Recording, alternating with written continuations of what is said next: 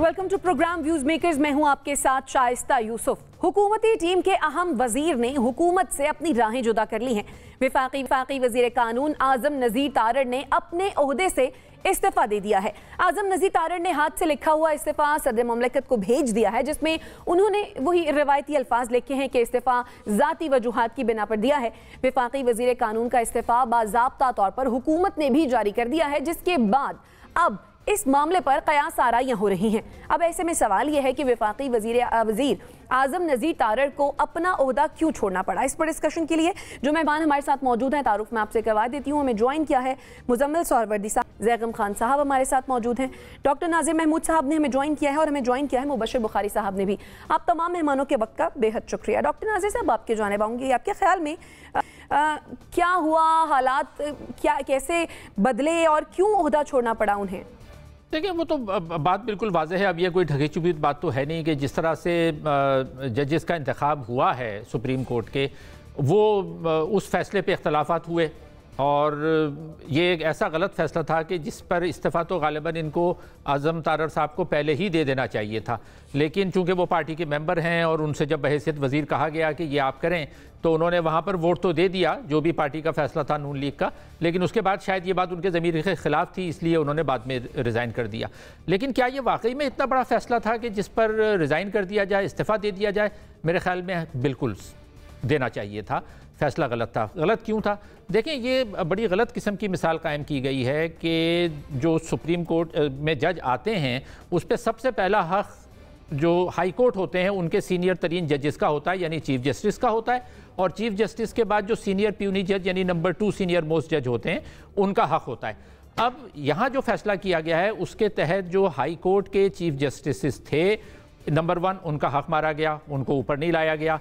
Number 2 ये कि जो बहुत जूनियर लेवल के लोग थे उनको ऊपर लाया गया है। अच्छा, अब इसके पीछे बड़ी कहानियां गर्दिश कर रही है ना। कुछ कहानियां ये गर्दिश कर रही हैं कि जी नवाज शरीफ की वापसी के लिए चूंकि रास्ता हमवार करना था तो शायद किसी किस्म की कोई डील हो गई है, और जिसमें नून लीग से कहा गया कि जी अब यहाँ पर ये हम ख्याल जज, यानी इनको हम ख्याल जज कहा जा रहा है कि एक हम ख्याल जजों का एक ग्रुप है। अच्छा, अब जब इस तरह के हम ख्याल जज आ जाते हैं तो उसके असरात जो हैं वो मुल्क पर आइंदा 10-15 साल तक पड़ते हैं, जिसकी मिसाल मैं दूंगा। ये सिर्फ पाकिस्तान में नहीं होता, अमेरिका में देख लें। अमेरिका में रिपब्लिकन पार्टी जब भी होती है तो वो अपने हम ख्याल जज लगाती है, और उसके नतीजे में हमने देखा कि अभी हाल ही में एक ऐसा फैसला दिया 50 साल बाद अबॉर्शन के खिलाफ कि जो नहीं होना चाहिए था। तो इस तरह की जो खास एक जहनी माइंडसेट के जज जब आ जाते हैं तो वो आइंदा मुल्की सियासत को 10-15 साल तक मुतासिर करते हैं। इससे नंबर 1 सीनियर जो चीफ जस्टिस थे उनकी हक तलफी हुई, जो छोटे सूबे के जजेस को आना चाहिए था उनकी हक तलफी हुई। ये फैसला बिल्कुल गलत था और इस्तीफा बिल्कुल दुरुस्त है। सही। ज़ैगम खान साहब, आपके ख्याल में क्या हुकूमती इत्तेहाद में इख्तलाफ इस इस्तीफे की वजह बना? मैं नहीं समझता कि हुकूमती इत्तेहाद में कोई इख्तलाफ था, क्योंकि दोनों लोग जो यहाँ शिरकत कर रहे थे हुकूमत की तरफ से, अशतर औसाफ साहब और जो हमारे मिनिस्टर साहब हैं आज़म नज़ीर तारड़ साहब, ये दोनों पाकिस्तान मुस्लिम लीग नवाज से ताल्लुक़ रखते हैं और कम अज़ कम उस मीटिंग में हम आहवांग थे। और अशतर औसाफ साहब जो है उनका तो पहले से वही मौक़िफ़ था जिस तरीके से वोट डाला गया, तो उन्हें तो कोई इख्तलाफ हो नहीं सकता था। सिर्फ तारड़ साहब की राय मुख्तलिफ थी और वो उन जजेस के साथ खड़े थे बज़ाहिर, और अब तो खैर ये वाज़ेह हो गया कि जिनका मौक़िफ़ ये था कि जो जजेस की अपॉइंटमेंट है ये बहुत अहम मामला है और इसमें कोई ना कोई तरीक़ाकार वज़ा होना चाहिए। ये तय होना चाहिए कि किस बुनियाद पर, किस उसूल की बुनियाद पर किसी जज को हाई कोर्ट से उठा के सुप्रीम कोर्ट में लाया जाएगा। तो बुनियादी तौर पर उसूल की बात थी और उन जजेस की ये राय थी कि जब तक ये असूल वज़ा नहीं होता तो आप ये सादा असूल अपना लें कि जो सबसे सीनियर होगा उस सीनियर को लेकर आ जाएंगे, क्योंकि अगर आप कोई असूल नहीं अपनाएंगे और सिर्फ रैंडमली लाएंगे तो फिर पसंद नापसंद की बात आ जाती है।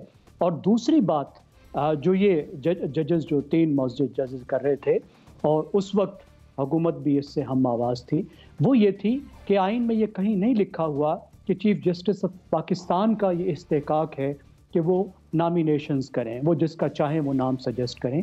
नॉमिनेट करने का भी कोई तरीका होना चाहिए। अब इस दरमियान में क्या हुआ, ये हैरत की बात है कि हुकूमत जो है उन जजेस को डिच करने का फ़ैसला कर लेती है जो जजेस असूल पर खड़े हुए थे, जो बाकायदा प्रोसीजर चाह रहे थे, और वही हुकूमत जो चीख चिल्ला रही थी कि सुप्रीम कोर्ट में उनके साथ ज़्यादती हो रही है, और सुप्रीम कोर्ट जो सबके लिए ज़वाबित मुकर्रर करती है, असूल मुकर्रर करती है, सबको इंसाफ देती है, अपना जो उनका चलने का तरीका है उसके वो असूल व ज़वाबित मुकर्रर करने को, मुतय्यन करने को तैयार नहीं है। तो हुकूमत ने पैंतरा बदला और must be very embarrassing for Tarar साहब। और तारड़ साहब को मैं इत्तफाक करता हूँ नाज़िर साहब से कि शायद पहले इस्तीफ़ा दे देना चाहिए था, लेकिन वो हुकूमत के नुमाइंदे हैं, उन्होंने वोट तो वैसे ही देना था जैसे उन्हें फेडरल गवर्नमेंट एडवाइस किया, और उसके बाद उन्होंने इस्तीफ़ा दे दिया। अब ये तो एक कहानी है।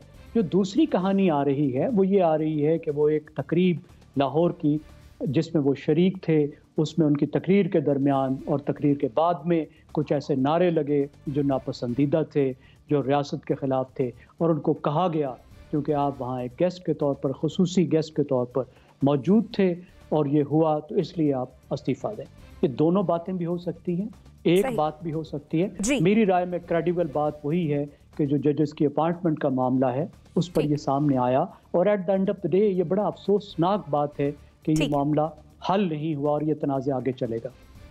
ठीक है, मुबश्शिर बुखारी साहब, आपके ख्याल में जिन ग्राउंड्स पर आज़म नज़ीर तारड़ साहब ने इस्तीफा दिया वो दुरुस्त हैं? जी देखिए, आज़म साहब ने तो जो फरमाया वो ज़ाती वजूहात की बिना पे कहा, लेकिन जैसे मेरे दोस्तों ने फरमाया ये रीज़न्स तो सामने आ रही हैं। सुप्रीम कोर्ट के जजेस की तयनाती यकीनन एक बहुत बड़ा इशू था, और यकीनन रूल ऑफ लॉ की बात ये पीडीएम करती रही है और उसके बाद उस पर स्टैंड भी करने की कोशिश करती है, लेकिन जब मामलात आते हैं दूसरी तरफ तो फिर वो पर्सनल बेनिफिट्स की तरफ निकल जाते हैं लोग। तो मुझे भी ज़ाती तौर पे यही महसूस हुआ कि उस रूल ऑफ लॉ की बात करते करते जब 3 सीनियर जजेस ने उस पे फर्म स्टैंड लिया तो गवर्नमेंट बच कर गई, और उस बच के नतीजे में एक तो पहलू ये बनता है कि कहीं ना कहीं कुछ ना कुछ तय तो ज़रूर पाया है, जिसके नतीजे में तारड़ साहब से वोट भी डलवाया गया, यानी उन जजेस की फेवर में, और उसके बाद उनसे इस्तीफ़ा भी ले लिया गया, या उन्होंने इस्तीफ़ा दे दिया।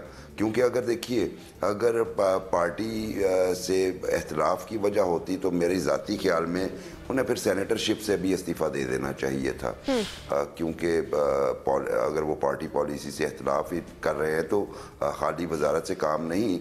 लेकिन मेरे ज़ाती ख्याल में ये ज़्यादा वैलिड रीज़न है बनिस्बत उस तकरीर के, जो तकरीर के दरमियान जो मुदाखलत हुई और एंटी इंस्टीट्यूशन नारे लगे, उसकी निस्बत ये वाला मामला मुझे ज़्यादा स्ट्रॉन्ग नज़र आता है। और एक और अहम बात जो मैं करना चाहता हूँ वो ये है कि कहीं ना कहीं क्लैश ऑफ इंटरेस्ट तो उनका था ही, लेकिन कहीं ना कहीं रिश्तेदारी भी उनकी बनती है, चूँकि उमर अता बंदियाल साहब से दूर पार की, उस वजह से भी शायद कुछ प्रेशर माउंट हुआ हो। तो अभी सूरत हाल शायद कुछ दिनों में सामने आ जाए। अभी तो सिर्फ कयास आ रही हैं और जो फैक्ट सामने आ रहे हैं उनको देख के हम एनालाइज ही कर सकते हैं। कोशिश की थी तारड़ साहब से पूछने की, लेकिन वो अभी इस मूड में नहीं है कि वो एग्जैक्टली बता सके, उन्होंने पर्सनल रीजंस ही बताया है। तो इसलिए इस पे मेरा ख्याल है ज़्यादा इस वक्त बात करना मुनासिब नहीं, लेकिन मेरा ख्याल है अगले 3 से 4 दिन में कोई आपके सामने इंकशाफात आ जाएंगे कि ये इस्तीफ़े के असल हक़ाइक़, इसके पस पर्दा असल हक़ाइक़ क्या थे। सही। मुज़म्मिल सोहरावर्दी साहब, क्या ख्याल है, क्या इत्तलात हैं, ये इस्तीफ़ा दिया गया है या फिर ये इस्तीफ़ा लिया गया है? लेकिन जो लोग कोर्ट्स की बीट करते हैं और जो बार की पॉलिटिक्स को फॉलो करते हैं, उन्हें ये इल्म है कि पाकिस्तान की बार जो पॉलिटिक्स है उसमें 2 धड़े हैं। एक हामिद खान साहब का धड़ा है और एक आसमा जहांगीर साहबा का धड़ा था, और रवायती तौर पे सुप्रीम कोर्ट बार के लिए, हाई कोर्ट बार्स के लिए इन 2 धड़ों के दरमियान ही मुकाबला होता है। बाकी छोटे धड़े इन धड़ों की हिमायत से इलेक्शन लड़ते हैं। टिकट या हामिद खान का चलता है या आसमा जहांगीर ग्रुप का चलता है। जब तक आसमा जहांगीर जिंदा थी उनका टिकट चलता था, नहीं तो आसमा जहांगीर ग्रुप का अब टिकट चलता है। और आसमा जहांगीर ग्रुप की सरबराही इस वक्त आज़म नज़ीर तारड़ साहब के पास है। और ये जो बार की पॉलिटिक्स है, मैं समझता हूँ आज़म नज़ीर तारड़ साहब ने अपनी बार की पॉलिटिक्स को सियासत पर तरजीह दी है और वो बार की पॉलिटिक्स को इस वजारत से ज़्यादा अहम समझते हैं। इसीलिए मैं नहीं समझता कि कोई जजेस की तैनाती पर उनका इतना बड़ा इख्तलाफ होगा, क्योंकि कोई 1 माह पहले ये खबर आई थी कि उनकी और अटॉर्नी जनरल की चीफ जस्टिस से मुलाकात हुई है, जिसके बाद पहला जुडिशल कमीशन का इजलास हुआ जिसमें हाई कोर्ट के जजेस को कंफर्म करने पर बात हुई, और फिर ये अब दूसरा जुडिशल कमीशन का इजलास था। वरना 3 माह पहले जो जुडिशल कमीशन का इजलास हुआ था वो डेडलॉक पे ख़त्म हो गया था। डेडलॉक टूटा था जब अटॉर्नी जनरल और लॉ मिनिस्टर जाके चीफ जस्टिस को मिले थे, और उसके बाद हमने ये अब 2 जुडिशल कमीशन के इजलास देखे। लेकिन मैं समझता हूँ आज़म नज़ीर तारड़ साहब आसमा जहांगीर ग्रुप की सरबराही नहीं छोड़ना चाहते। उनको पता है कि वो बार की पॉलिटिक्स जो है वो बहुत अहम है, वो यहाँ पहुँचे भी बार की पॉलिटिक्स से हैं, और उस पॉलिटिक्स के लिए वो आसमा जहांगीर ग्रुप की सरबराही नहीं छोड़ेंगे, इसलिए उन्होंने इस्तीफ़ा दिया है। वो अपने उस ग्रुप के साथ ही खड़े नज़र आएंगे हमें। मैं नहीं समझता जजेस की तैनाती कोई ऐसा इशू था जिस पे आज़म नज़ीर तारड़ साहब इस्तीफ़ा दे दें। मेरे ख्याल में ये जो कॉन्फ्रेंस है आसमा जहांगीर की, उसमें वो सिर्फ मुकर्रर या मेहमान नहीं थे, उस सेशन में मॉडरेटर भी थे और उस कॉन्फ्रेंस के मुंतजमीन में भी थे, क्योंकि वो आसमा जहांगीर ग्रुप के सरबराह भी समझे जाते हैं। ठीक है, मुबश्शिर बुखारी साहब कुछ ऐड करना चाह रहे हैं। जी मुबश्शिर बुखारी साहब, स्पीचेस भी उनकी अप्रूव थी, तो इसलिए वो हैं। मुझे वो ठीक है, मुज़म्मिल साहब आपका पॉइंट आ गया। मुबश्शिर बुखारी साहब, मैं अर्ज ये करना जी मैं यही अर्ज करना चाह रहा हूँ कि अगर ये पॉलिटिक्स भी है ना बार की, तो बात फिर भी जजेस की तैनाती पे ख़त्म होती है, क्योंकि वो 3 जजेस जिन्होंने सुप्रीम कोर्ट के जजेस की अपॉइंटमेंट के ऊपर मेरिट की बात की, सीनियर जजेस को लगाने की बात की, उन्हें भी इसी ग्रुप की यानी आसमा जहांगीर ग्रुप की सपोर्ट हासिल थी, और यही वजह है कि आपको जस्टिस काजी फायज़ ईसा भी उधर नज़र आए। और मेरा ख्याल है कि अगर वो उसको लीड भी कर रहे हैं तो मामला वहीं पे एहतमाम पजीर होता है। और एक साथ जाते जाते मैं एक और अर्ज़ ये करना चाहता हूँ अपॉइंटमेंट के हवाले से कि जब आप लोअर जुडिशरी में कंपेटिटिव एग्ज़ाम करवाते हैं, वहाँ आप बड़े छानबीन करते हैं और उसके बाद लोअर जुडिशरी के जजेस लगाते हैं, जिनमें से शाज़ व नादर ही हाई कोर्ट्स में या सुप्रीम कोर्ट में पहुंचने का तो ख्वाब ही कम देखते हैं वो लोग। तो ये हमें ये कौन सा मेरिट है कि आप अपर जुडिशरी में यानी हायर कोर्ट्स में और सुप्रीम कोर्ट में जजेस के लिए कोई ऐसी आपने पॉलिसी नहीं बनाई कि जिसमें आप कोई कंपेटिटिव सर्विसेज के ज़रिए या कोई और मेरिट जिसमें कम से कम कंपटीशन तो हो, चॉइसेस का मसला ना हो, कुछ ऐसी पॉलिसी बनानी चाहिए। डॉक्टर नाज़िर साहब भी कुछ कहना चाह रहे हैं। जी डॉक्टर मैं यही कहना चाह रहा हूँ कि इस फैसले से नून लीग ने अपनी सियासत को, अपने जमहूरी क्रेडेंशियल्स को बहुत शदीद नुकसान पहुँचाया है, और जो लोग इस गलतफहमी में थे कि ये कोई उसूली सियासत करने वाली जमात है, उनके जहन से ये गलतफहमी निकल जानी चाहिए, क्योंकि जस्टिस काजी साहब जो हैं, जो अब आगे चीफ जस्टिस बनेंगे, वो इस मामले में शुरू से बहुत क्लियर रहे हैं। और जब इमरान खान साहब ने उनके खिलाफ रेफरेंस दाखिल करवाया था सदर के ज़रिए, तो उस वक्त भी नून लीग बड़े वाज़े स्टैंड ले रही थी कि जी उस वक्त जो फ़ायज़ ईसा साहब हैं वो दुरुस्त हैं। तो अब इस सूरत हाल में जब वही काजी फ़ायज़ ईसा साहब एक स्टैंड ले रहे हैं और पाकिस्तान बार काउंसिल के नुमाइंदे अख्तर हुसैन साहब, उन्होंने बड़ा वाज़े स्टैंड लिया है, दूसरी जो तमाम ज़्यादातर वकला तंजीमें हैं वो स्टैंड ले रही हैं, बयानात दे रही हैं, उसूल की बात कर रही हैं, तो अब वो सारी उसूल जो नून लीग ये कहती है कि जी हम इमरान खान से बेहतर हैं, तो आप बेहतर किस चीज़ में हैं? यानी पहले वोट को इज्जत दो का नारा लगाया, उससे पीछे हट गए, वो सारी बातें जो पहले करते थे वो सारे नारे ख़त्म कर दिए, अब इस पर कंप्रोमाइज़ कर रहे हैं कि जी, यानी ये वही गलतियों को दोहराया है। पहले इन्होंने चौथे नंबर पे परवेज़ मुशर्रफ थे, चौथे या 5वें नंबर पे उनको ये लेकर आए थे, उन्होंने इनका काम कर दिया था। तो अब ये फिर जूनियर जजेस को लेकर आ रहे हैं, किस तवक्का में लेकर आ रहे हैं? और ये नून लीग को क्या इतनी भी समझ नहीं है कि इसके पाकिस्तान की सियासत पर, पाकिस्तान के अदालती निज़ाम पर कितने मनफी असरात मुरतब होंगे? उनको ये ख्याल नहीं है, उनको सिर्फ ये है कि जी किसी तरह से रास्ता हमवार हो जाए, नवाज शरीफ वापस आ जाएं, शायद इस तरह की कोई बात है, लेकिन उसके लिए वो हर तरह के कंप्रोमाइज़ करने पे तैयार हैं। ये क्या सियासत है? ये कौन सा उसूल है? तो मुझे तो बहुत शदीद मायूसी हुई है नून लीग से। जो लोग भी ये समझते हैं कि नून लीग कोई उसूली सियासत कर रही है, उनकी ये गलतफहमी अब दूर हो जानी चाहिए। सही। मुजम्मिल साहब, देखिए, सुप्रीम कोर्ट में पहली दफ़ा कोई जूनियर जजेस ऊपर नहीं आए हैं, इसकी एक लंबी तारीख़ है। फ्रॉम साकिब निसार भी जूनियर जज थे जब वो सुप्रीम कोर्ट में आए। मैं और भी कई नाम ले सकता हूँ। ये जो अब खातून जज आई हैं वो भी जूनियर जज थीं जब वो ऊपर आईं। इसलिए ये पहली दफ़ा तो होने नहीं लगा था। इस हवाले से आइन और कानून मुकम्मल तौर पे खामोश हैं कि क्या जूनियर जज आ सकता है या नहीं आ सकता है। वो तो ये कहा जाता है कि हाई कोर्ट का हर जज जो है वो सुप्रीम कोर्ट का जज बनने का अहल है। लेकिन मैं ये समझता हूँ कि लीगल रिफॉर्म्स की ज़रूरत है। ये जो आइन में इबाहम है कि आप कह सकते हैं कि यहाँ पे चूँकि आइन और कानून खामोश है लिहाजा ये मर्ज़ी चल सकती है, इसमें क्लैरिटी आने की ज़रूरत है। जब हमने ये जुडिशल फैसला कर लिया कि सुप्रीम कोर्ट का चीफ जस्टिस जो है वो सीनियर मोस्ट जज ही बनेगा, और तो हमें अब ये इस हवाले से भी या तो कोई आइन में या कानून बनाना चाहिए जी, या इस हवाले से कोई जुडिशल फैसला आना चाहिए। जब तक ये खामोश है, देखिए ना, जब काजी ईसा साहब का मामला था तो वो मामला तो ये था कि आप एक जज को टारगेट करके निकाल रहे हैं और उसके खिलाफ आपने रेफरेंस इसलिए भेजा है कि उसने आपके खिलाफ कोई फैसला दिया है, और उसका जजेस की तैनाती से स्टैंड से तो कोई ताल्लुक नहीं था। ये दो अलग अलग मौजूआत हैं और मैं समझता हूं आपके ख्याल में ये दो अलग अलग मौजूआत हैं। ज़ैकम खान साहब, आप कुछ ऐड ऑन करना चाहेंगे? जी बिल्कुल। देखिए, जो मुजम्मिल साहब कह रहे हैं वही बात तो ज़ेरे गुफ्तगू थी ना। इसी चीज़ पर तो जजेस ने स्टैंड लिया हुआ था।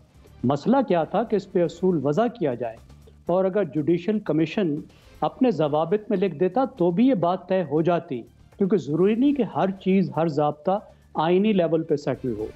ये खुद जुडिशल कमीशन के लेवल पर भी, प्रोसीजरल लेवल पर भी सेट हो सकता था, और यही जजेस की आवाज़ थी जो असूल पर खड़ा हो रहे थे, और उसी वक्त इसी बात पर हुकूमत उनका साथ दे रही थी। और ये बहस तो बहुत अरसे से चल रही है कि किसी ना किसी तरीके से चीफ जस्टिस साहब ने, जो खुद कहीं नहीं लिखा हुआ लेकिन वो उन्होंने इख्तियारात अपने लिए अप्रोप्रिएट कर लिए हैं, वो इख्तियारात जो उनको आइन ने नहीं दिए हैं, तो वो इख्तियारात से पीछे हटें और ये इख्तियारात जो हैं दूसरे इदारों को दें, पूरी सुप्रीम कोर्ट ऑफ पाकिस्तान को दें, जुडिशल कमीशन को दें। लेकिन यहाँ पे आके हुकूमत ने जो कुछ किया है और मुस्लिम लीग नवाज ने जो कुछ किया है, मैं 101% डॉक्टर नाजिर महमूद साहब की राय पे उससे इत्तफाक करता हूँ। मुझे और पाकिस्तान के तमाम जमहूरियत पसंदों को इंतहाई मायूसी हुई है मुस्लिम लीग नवाज के एक स्टैंड से, और अगर किसी को अभी भी होश नहीं था तो उसको आज समझ आ जानी चाहिए। सही, ठीक। नाज़रीन, छोटी सी एक ब्रेक लेते हैं और फिर वापस आते हैं। स्टे विद अस।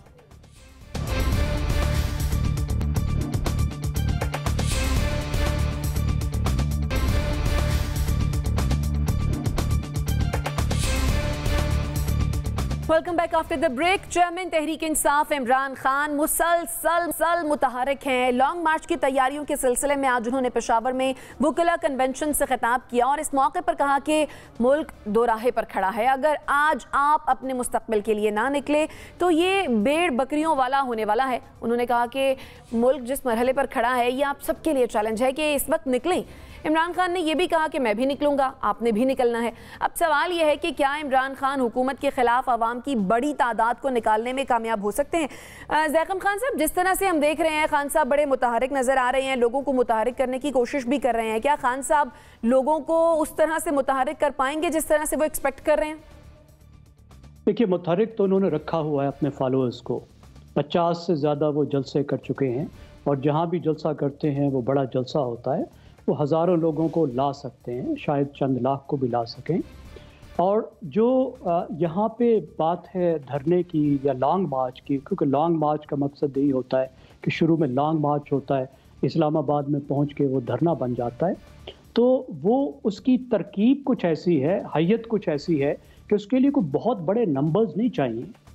चंद हज़ार लोग भी अगर इस्लामाबाद में आके किसी सेंसिटिव जगह पे बैठ जाएं और वहाँ पे जम जाएं तो वो हुकूमत को काफ़ी मुश्किल में डाल सकते हैं। पिछले 4 धरनों से हमारा यही तजर्बा है, और जो चौथा और आखिरी धरना था बड़ा क्या था, चंद 100 लोग थे। 2017 की मैं बात कर रहा हूँ, TLP का धरना था, और उन चंद 100 ने रियासत के साथ, हुकूमत के साथ क्या किया वो आपके सामने है। लेकिन एक जो चीज़ बहुत अहम है देखने वाली, वो ये है कि ये धरना कभी भी स्पॉन्टेनियस नहीं हुआ। कभी भी ऐसा नहीं हुआ कि किसी पार्टी ने आज खुद किया हो बगैर किसी सपोर्ट के, क्योंकि ये पॉलिटिकल मैनेजमेंट का टूल रहा है। इस बार इमरान खान को वो सपोर्ट तो मुयस्सर नहीं है।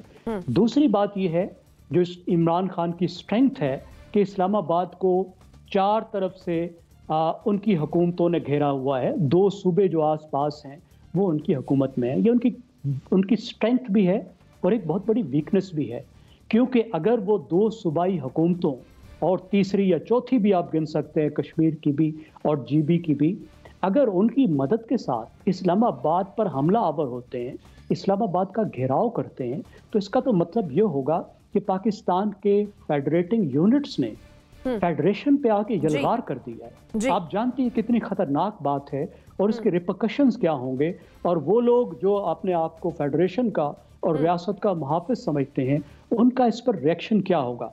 इसीलिए इमरान खान इतना वक्त ले रहे हैं।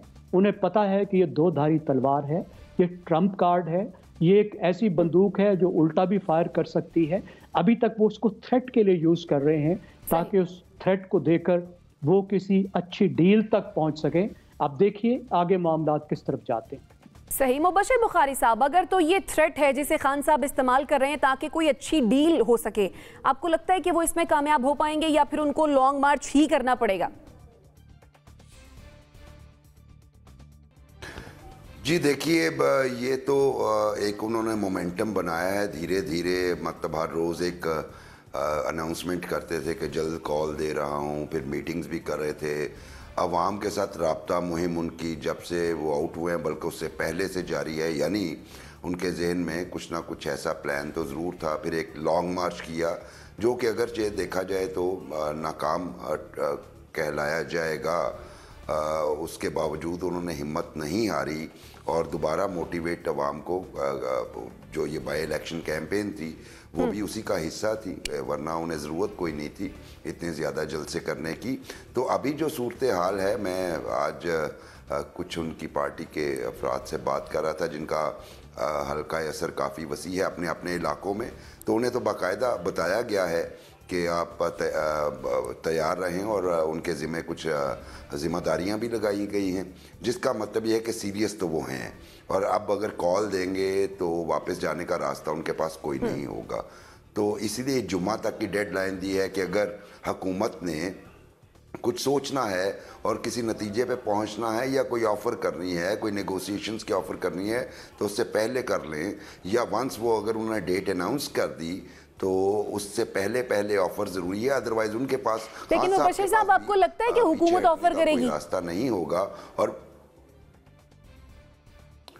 जी ये तो डिपेंड करता है, जैसे जैगम खान ने कहा कि धरने, और मैं तो लॉन्ग मार्च की बात भी करता हूँ, ये भी इशारों पे ही होते रहे हैं माजी में, तो चूँकि उसमें कहीं ना कहीं कोई ना कोई ताकत ज़रूर इन्वॉल्व होती है, तो अगर ताकतें इन्वॉल्व हो गई और इसका मतलब है कि फिर गवर्नमेंट भी ऑफ़र करेगी। और जहाँ तक आपने सवाल किया कि लॉन्ग मार्च में लोग ले आएंगे, इस्लामाबाद तक लोग हज़ारों की तादाद में, लाखों की तादाद में पहुँच सकते हैं, लेकिन वहाँ पे कितने को वो स्ट्रेंथ मेंटेन कर पाएंगे अगर धरना देंगे, ये वक्त बताएगा। मेरा ख्याल है वही वाला रिपीट होगा, चंद हज़ार, या फिर उसके बाद वो हर दिन के साथ श्रिंक होते जाएंगे, लेकिन बहरहाल धरने का अपना एक प्रेशर होता है। सही। मुजम्मिल सोहरावर्दी साहब, क्या लगता है, अगर तो खान साहब लॉन्ग मार्च करते हैं, ये लॉन्ग मार्च क्या धरने में कन्वर्ट होगा? और अगर कन्वर्ट हो जाता है तो फिर धरने की स्ट्रेंथ जो है वो बरकरार रख पाएंगे खान साहब, या फिर 2-3 दिन लॉन्ग मार्च रहा और फिर खत्म हो गया? लेकिन लॉन्ग मार्च हुकूमत के लिए खतरा है और धरना इमरान खान के लिए खतरा है। अगर बात लॉन्ग मार्च वही कामयाब है जो गुजरांवाला में फ़ैसला हो जाए लाहौर से निकलकर। जिस लॉन्ग मार्च को इस्लामाबाद पहुंचना पड़ जाए और वहां धरना देना पड़ जाए, उसमें कामयाबी आज तक नहीं हुई किसी फ्रीक को, चाहे वो बैठ जाए चाहे खड़ा हो जाए। इसलिए अगर तो इमरान खान साहब को के अहदाफ लॉन्ग मार्च से हासिल हो गए तो ठीक है, और अगर उन्हें धरना देना पड़ गया तो वो इमरान खान की शिकस्त होगी।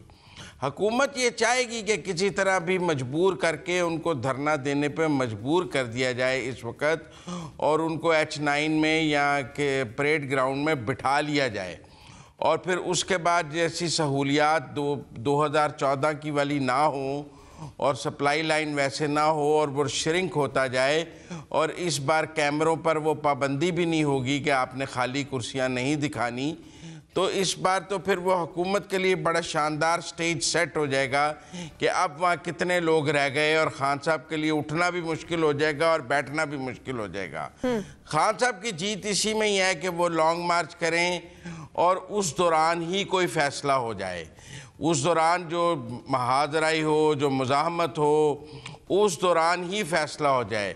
लेकिन अगर उन्हें बैठना पड़ गया तो फिर ये हुकूमत की जीत होगी कि उन्होंने इमरान खान को बिठा लिया है। मैं समझता हूँ सारी कैलकुलेशन यही है कि इमरान खान को बिठा लिया जाए किसी तरह और फिर बिठाकर उठने ना दिया जाए, और खान साहब की कोशिश ये है कि बैठने की नौबत ना आए। लेकिन मैं समझता हूँ कि इमरान खान साहब डे बाय डे अपना मोमेंटम लूज़ कर रहे हैं। अब उनको अंदाज़ा हो गया है कि अब उनके पास वक्त नहीं है, वो इस जो थ्रेट को भी अब इससे ज़्यादा लंबा नहीं चला सकते। बहुत चला लिया, अपने मैक्सिमम पे ले आए। अगर आप कॉल नहीं देंगे तो ये उनके पॉलिटिकल कैपिटल के लिए डैमेज होगा। उन्हें अब जुम्मे को कॉल देनी होगी। 4 नवंबर तक की कॉल की सारी बात कर रहे हैं, मैंने कल भी आपके शो में कहा था। लेकिन ये इमरान खान यानी आपको लगता है कि खान साहब अपना मोमेंटम लूज कर रहे हैं? आपको लगता है कि खान साहब अपना मोमेंटम लूज कर रहे हैं इस वक्त? दिन ब दिन जोशो खरोश कम होगा, क्योंकि आप इतना लंबा नहीं रख सकते इसको। आपने लोगों को एक दफा उनका चार्ज किया है, तैयार किया है, उसके बाद आप कॉल नहीं देते, लोग ठंडे हो जाते हैं वापस, लोग लूज कर। लोगों ने जो तैयारी भी की होती है, फर्ज कर लें किसी ने लास्ट कॉल पे ट्रांसपोर्ट बुक कराई थी, अब नहीं कराई, वो कहता है खान साहब तो कॉल ही नहीं देते हैं। लोगों ने अगर पहुंचना है तो उन्हें ट्रांसपोर्ट चाहिए। मेरी जितनी भी लोगों से बात हुई है वो कहते हैं खान साहब इतनी दफा ऐलान कर चुके हैं कि अब हम तैयारी ही नहीं कर रहे कि पहले वो ऐलान तो कर लें। इंतजार तो राणा साहब भी कर रहे होंगे, क्योंकि कंटेनर्स के किराए जो है वो बढ़ते जा रहे हैं और कंटेनर्स यहाँ से हटे नहीं है अभी तक। देखिए, राणा साहब अपने पल्ले से तो नहीं दे रहे, खान साहब ने जो करना है वो अपने पल्ले से करना है, फ़र्क समझिए। दूसरी तरफ हुकूमत है और रियासती वसाइल हैं, और दूसरी तरफ एक सियासी जमात है। अच्छा होता कि अगर ये कंटेनर्स किसी बहरी बेड़े पर होते और पाकिस्तान की मईशत को आगे चलाते, आगे लेकर जाते। बहरहाल आपका पॉइंट आ गया। डॉक्टर नाजिर साहब, जिस तरह से मुजम्मिल सोहरावर्दी साहब कह रहे हैं कि अगर तो लॉन्ग मार्च हुआ तो वो हुकूमत के लिए खतरा होगा, और अगर धरना हुआ तो वो खान साहब के लिए खतरा होगा, और खान साहब अपना मोमेंटम जो है वो लूज करते जा रहे हैं, आपको लगता है कि वाकई ऐसा है? मोमेंटम तो लूज कर रहे हैं, इसमें तो कोई शक नहीं है। और दूसरी बात यह कि ये खतरा, क्या खतरा इमरान खान के लिए है, क्या हुकूमत, मैं तो समझता हूं कि इन दोनों सूरतों में, चाहे मार्च हो चाहे धरना हो, खतरा मुल्क को है, मुल्क की मईशत को है, मुल्क के हालात को है। असल चीज़ जो सोचनी चाहिए इमरान खान साहब को, मैं पहले भी ये बात कह चुका हूँ कि इस वक्त अभी तक मुल्क जो है वो माशी तौर पर मुस्तहकम नहीं है। अभी भी हमारी हुकूमतों को, न सिर्फ ये हुकूमत, अगर इमरान खान भी आ गए तो उनको भी इन्हीं हालात का सामना करना पड़ेगा। बार बार जाके हमें दूसरों के सामने हाथ फैलाने पड़ते हैं, पैसे मांगने पड़ते हैं, हमारी मईशत का भट्टा बैठा हुआ है, ज़राअत सैलाब की वजह से मुतासिर है, सनत का पहिया हमारा जैसे चलना चाहिए वैसे चल नहीं रहा। तो अगर ये वाकई में सियासतदान हैं इमरान खान साहब, और इनको अपने वतन का, मुल्क व कौम का ज़रा सा भी एहसास या दर्द है या जमहूरियत का एहसास है, तो इनको ये सोचना चाहिए कि अगर आप लाना चाहते हैं तो मईशत को और मुल्क को मफलूज किए बगैर ये तहरीक अदम एतमाद लेकर आए, जैसे ये लोग लेकर आए थे।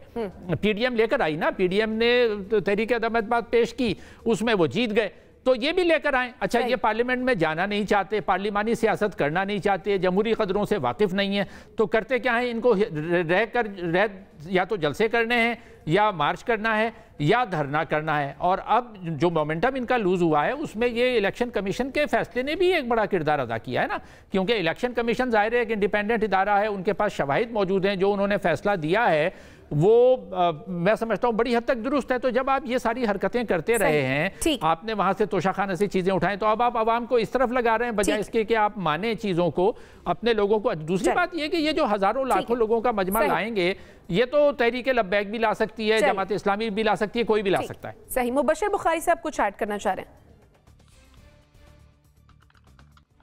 मैं मुजम्मल भाई की बात के राना सनाउल्लाह साहब ने जो है वो कौन सा अपने पल्ले से करना है, टैक्स पेयर के पैसे होंगे, यकीनन मुल्क का नुकसान होगा, वही मुआशी नुकसान। और इमरान खान साहब के बारे में बिलखसूस कि उन्होंने अपने पल्ले से देने हैं, तो ये भी गलत है, उन्होंने अपने पल्ले से नहीं देने, बल्कि उसका बोझ जो है उनके टिकट होल्डर्स और उनके लीडर्स के ऊपर पड़ेगा। तो ये भी एक फैक्टर होगा अगर उनका लॉन्ग मार्च वीक होता है, क्योंकि बहुत सारे उनके अपने लीडर्स भी मुआशी मसाइल का शिकार नज़र आते हैं। तो इस वजह से वो बर्डन भी, चूँकि खान साहब का तो तमाम मुआशी बर्डन पहले आपको पता है उनके दोस्त उठाते थे, तो अब ये जब लॉन्ग मार्च का बर्डन आएगा तो वो ज़्यादा प्रॉब्लमेटिक हो जाएगा। चलिए ठीक है, आपका पॉइंट आ गया। नाज़रीन, छोटी सी एक ब्रेक लेते हैं और फिर वापस आते हैं। स्टे विद अस।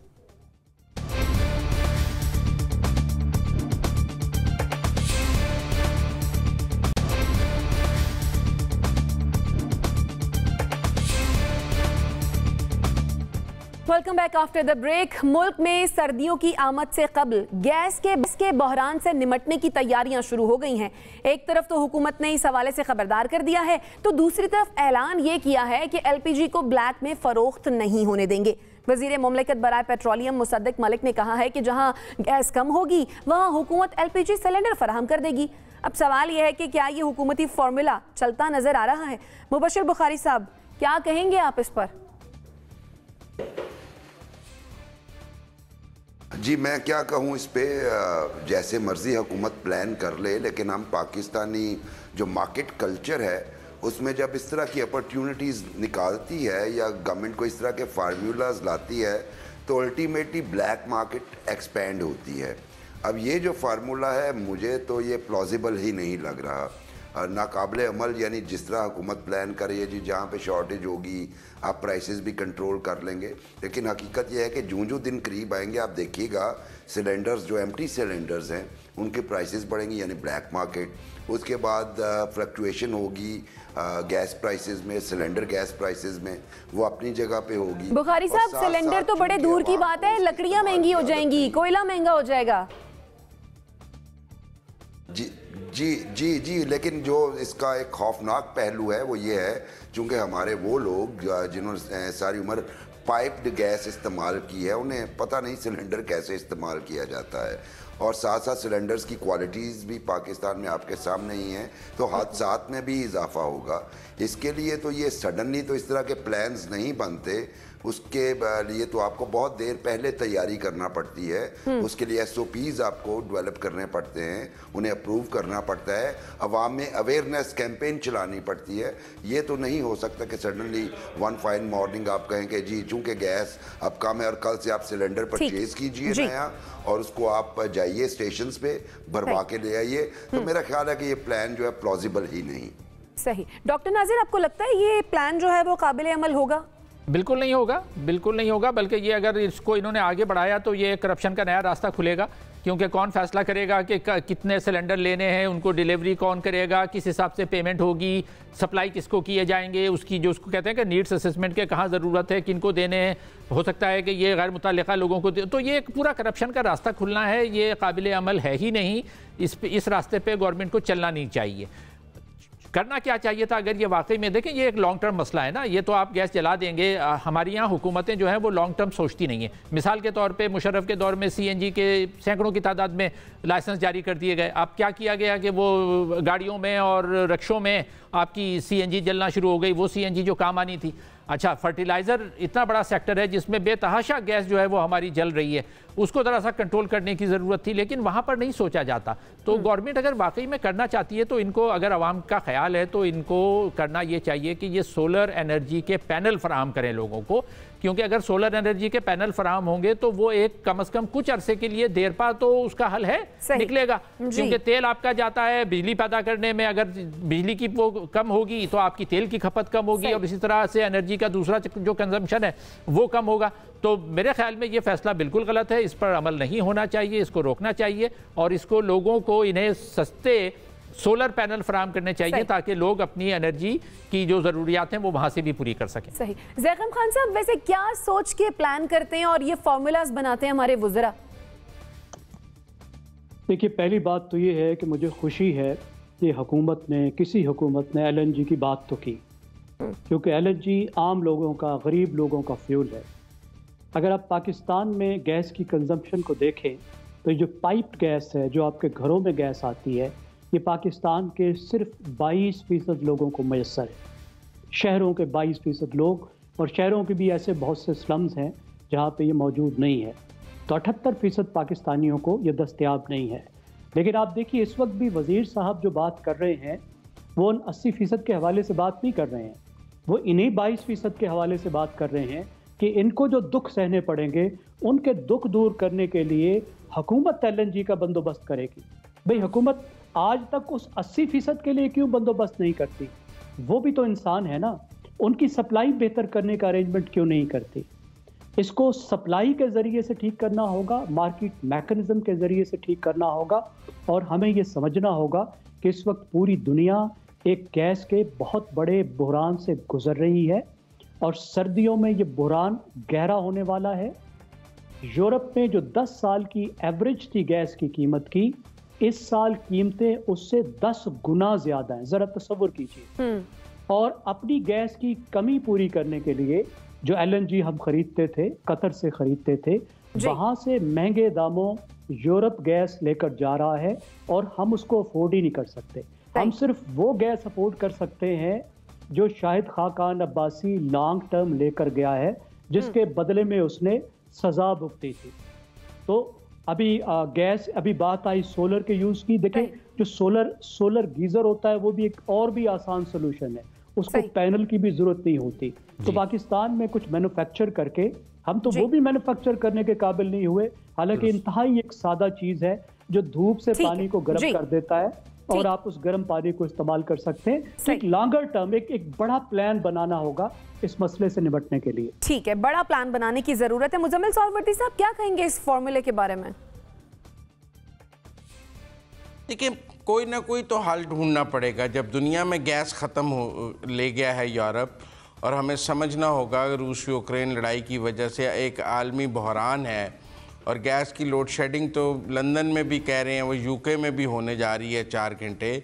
तो यूरोप के पास गैस नहीं है तो हमारे पास नहीं है, तो इनोवेशंस तो लानी पड़ेंगी, चाहे वो LNG की सूरत में लाई जाएं, चाहे वो सोलर की सूरत में लाई जाएं, चाहे वो और किसी सूरत में लाई जाएं। लेकिन ज़रूरत को, क्योंकि सर्दी है, हमारे पास सर्द इलाके बहुत हैं और वहाँ पे माइनस में भी जाता है टेम्परेचर, पहाड़ों पर बर्फ़बारी शुरू हो चुकी है, तो इसलिए मैं समझता हूँ इनोवेशन तो लानी पड़ेगी, कोई ना कोई मुतबादल हल तलाश करने पड़ेंगे।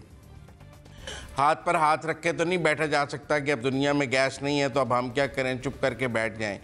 कोई ना कोई मुतबादल हल तलाश करने होंगे और इसके लिए पब्लिक प्राइवेट पार्टनरशिप को सामने लाना होगा और ये यकीनी बनाना होगा कि जहां ज़रूरत है वहां किसी न किसी शक्ल में एनर्जी और गैस पहुंचे। सही, यानी लॉन्ग टर्म प्लानिंग करनी होगी और कोई ना कोई हल तो इसका ज़रूर तलाश करना पड़ेगा। आपको पॉइंट आ गया। नाज़रीन, इसी के साथ मुझे और मेरे मेहमानों को दीजिए इजाज़त। अल्लाह ने के बाद।